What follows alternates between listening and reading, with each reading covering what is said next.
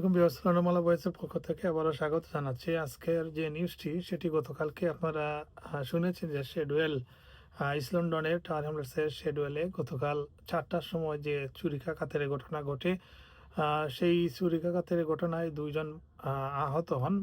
এর মধ্যে একজনের মৃত্যু হয়েছে বলে আমরা বিবিসি সূত্রে জানতে পেরেছি এবং অপরজনকে হাসপাতালে ভর্তি করা হয়েছে।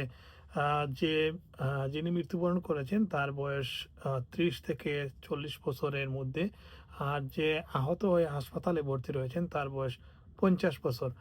এই ঘটনায় পুলিশ আ প্রত্যক্ষদর্শী কিংবা আশেপাশের যে সিসি ক্যামেরা আছে সেগুলাতে কোনো ধরনের ফুটেজ থাকলে পুলিশকে সহযোগিতার আহ্বান জানানো হয়েছে এবং প্রত্যক্ষদর্শী থাকলে তাদেরকেও আহ্বান জানানো হয়েছে। তবে এটি নিশ্চিত আমরা আশেপাশের বা স্থানীয় ব্যবসায়ীদের সাথে কথা বলে নিশ্চিত হয়েছি যার মৃত্যু হয়েছে তিনি বাংলাদেশি বংশোদ্ভূত নন বা আ এশিয়ান নন। সম্ভবত আ আ অ্যারাবিক কোনো কান্ট্রির বা মধ্যপ্রাচ্যের কোনো কান্ট্রির আ উক্ত যে ২ জনের মধ্যে বা যে ২ জন ছুরিকাহত হয়েছেন তাদের শনাক্ত করা হয়েছে বলে স্থানীয়রা বলেছেন। সো এই ছিল আপডেট। পরবর্তীতে আরো নতুন নিউজ নিয়ে আসবো। সবাইকে ধন্যবাদ।